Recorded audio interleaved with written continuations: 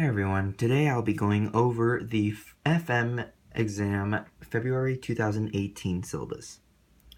So it's a 3-hour exam, so I recommend that you get your water, go to the bathroom, all before the exam. There's 35 multiple choice questions, administered as a computer-based exam. We'll talk about the goals later on in this video. This exam assumes a basic knowledge of calculus, such as integrals, and an introductory knowledge of probability. Calculators. I would recommend the BA2 Plus over here. It's extremely handy for annuities and practically everything on the exam. And so now let's go see the learning objectives. Time value of money, very, very important. We have interest rates, simple, compound, knowing the accumulation function, future value, present value. These are all extremely important. Must know. You will need to use these to solve the exam problems. Moving on to annuities. These are also extremely important. As you can see, 15 to 20% of the exam is on annuities. So I would recommend studying all of this. Let's see if I could weed out a little bit. Maybe not decreasing annuity. There's not really much questions you can ask about decreasing annuity. And if you know how to solve for the arithmetic increasing annuity, you should be able to solve for the decreasing annuity. So I would recommend studying increasing more than decreasing, and then memorizing formulas that way. Moving on to loans, another big part, 15 to 20%. We have principal, interest, term of loan, outstanding balance, final payment. These are all extremely important in loans. You will need to know how to identify and solve them all.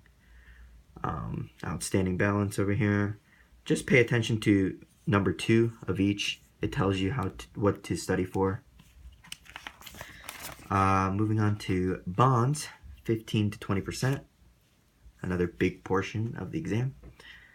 This is similar to loans with price, book value, amortization of premium, and all this stuff. Again, number 2, you should look at every single thing on bonds.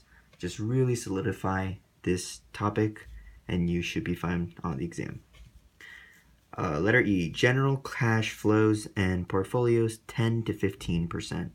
So it's a little less than the bonds, loans, annuities, but it's still a big portion of the exam, with yield rate, rate of return, dollar weighted, time weighted, Macaulay duration, modified duration, convexity. These are all extremely important. Spot rate, forward rate. Again, number 2, it points out every single thing you would need to know for this exam. First order linear approximation based on modified duration and Macaulay duration. Okay, immunization, 10 to 15%, another second tier topic you would need to know for this exam. Please do know how to do immunizations. There will be problems on them. Do not skip them. So cash flow matching is very, very important. Full immunization, Reddington. Just know how to construct an investment portfolio.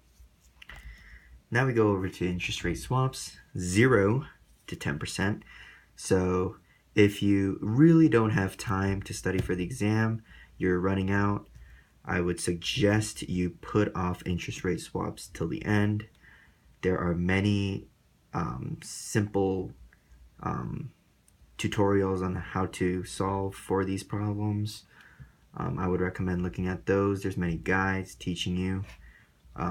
So that's that. Okay, last one. H, determinant of interest rates, another 0 to 10%. Again, let's see.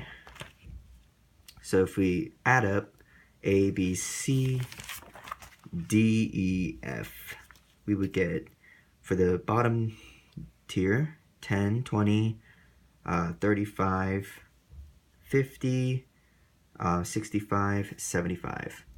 So bottom tier, 75%, all the way to 15, 35, 55, 75, 90, and pretty much 105%.